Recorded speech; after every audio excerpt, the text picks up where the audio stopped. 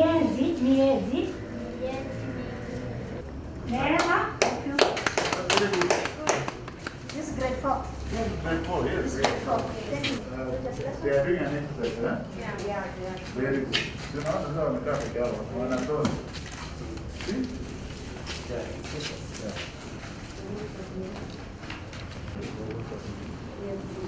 By the end, we are giving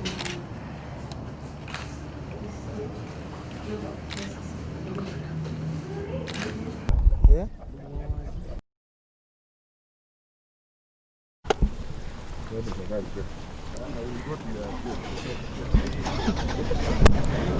The government has made available, ladies and gentlemen, a total of Kenya shilling 2,246,000,000 for 392 primary schools and 608 secondary schools. Our job, my job and yours, is to ensure that as this money is disbursed to these schools, we challenge the officers that are concerned for ensuring that quality is done. And in this area, we are working very closely together with the Ministry of Interior, whose officers have been very helpful, and of course my own officers.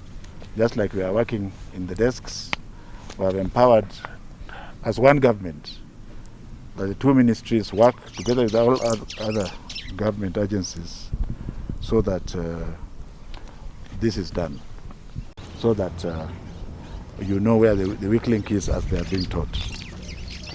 There is a task force that I appointed as far as this competency-based program is concerned.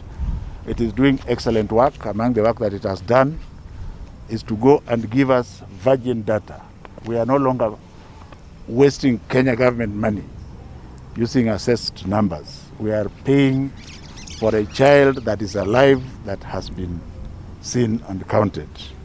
And that's why I've given you very clean figures. That task force is going to complete its work in December this year, next month at the end of December. And by that time, it will have cracked all the other question marks, like the transition from grade 6 to junior secondary 7, and so on and so forth. You will remember that there was a COVID response stimulus which the government was able to access, and this was at a total of $11 million, which is basically being used to increase learning in Kenya. The first thing that it was doing, by the way, $11 million is just about 1.1 billion Kenya shilling. The first thing it was doing is to increase the resilience of Kenya Institute of Curriculum Development in offering remote learning, which in my considered opinion it has done with excellence. They also provided money for helping teachers to know how to teach online in informal settlements. I want to dare say that we have dared to insist that for the children in primary school, speaking as a physician, it is better to give the child fortified porridge from natural products rather than giving a child maize and beans, because the brain is still growing. And I think after all the procurement jargon has gone through, our children will be having, those who require them in the slums and in poor areas, they'll be having a huge mug of porridge, which is actually like a turbocharger for the whole body, instead of just eating maize and beans or rice and beans, whose nutritional value really have not very much to offer. This money also has been used for the monitoring of learner attendance, and that's why we have been giving you updates very, very regularly, and strengthening the face-to-face online psychological support. Part of the money that the government is using to monitor what is happening right now is part of that 1.1 billion. As you are aware, we are making 653,000 odd desks, and primary schools will get 359,450, 262,000 707. The idea of this desk was to ensure that as an economic stimulus package, the government of the Republic of Kenya supports the weakest link. Like we've just been to another school in the hill there, a secondary school in the hill.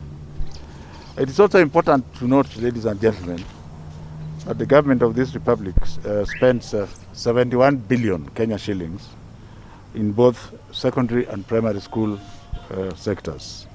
59 billion for the secondary school for an enrollment of 3.1 million learners, and 12 billion in primary sector for a total of 8.4 million learners. These figures are specific because they are actual figures that we have picked from the field. We are no longer using numbers.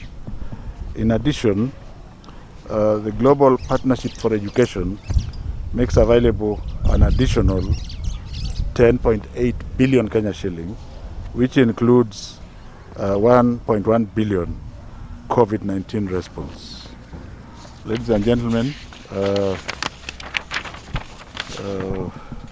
you will remember that in the wisdom of His Excellency the President, he had insisted that we have 100% transition, and just before COVID, we had acquired 100% transition, originally meant into Form 1, but in the second year we basically went to the families and found out children, for example, who had given birth 3 years earlier and were not in school.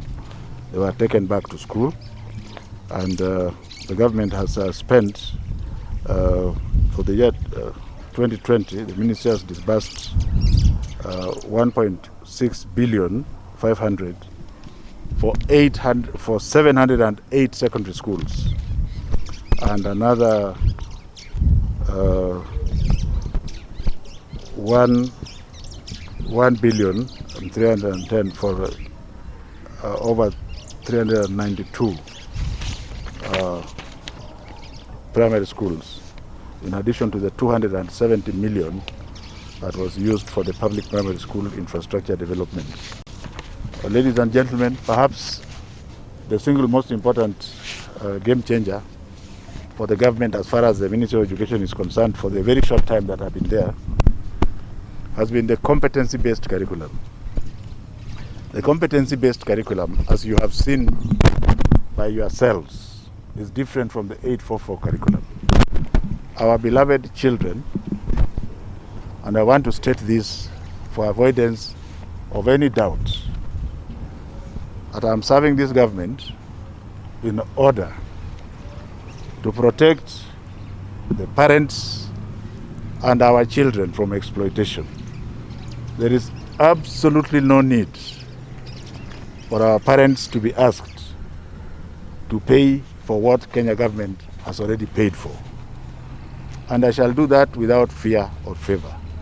Because I believe very strongly, ladies and gentlemen, that our parents and children deserve better. And so when you find us, together with my teams across, going around to just confirm that money has been spent for what it is meant for, that one is not a negotiated point as far as I'm concerned. Let us not talk about it. So the competency-based curriculum now has been rolled out. You will see that grade 4s are here together with the examination classes, because it will be impossible to roll them over should the government decide to roll over the others or to get a crash program for the others.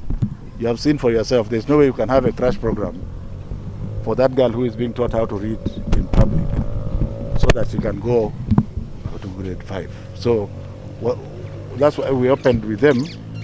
And as far as grade 5 rollout is concerned, we are ready because the curriculum designs are ready. We are ready to make sure that the books are printed on a one-to-one basis, because that's another thing that we have continued with. You have seen those children yourselves, and each child has been empowered by government to have his own book and other things that the child wants. And you can see where the government is thinking going forward. We are hoping, as we continue to improve the infrastructure, that each child will be sitting on his or her own desk, as you have seen there. You'll also remember that as far as this program is concerned, the assessments have been done for both the third year last year and this year, the fourth grade that is in class now. A small number of our people in the field are used to not working.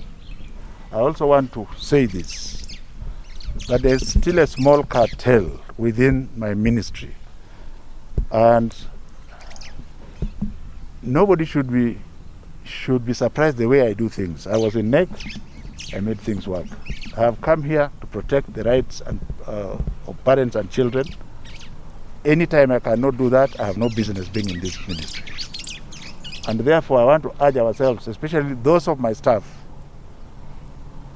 who are out there, who don't go to do what they are supposed to do, to kindly join me in doing precisely what we are expected to do. We must work as one government and deliver together. The government's intentions at the top are very clear. The implementers and the operators must also conform, and we shall make sure that they conform.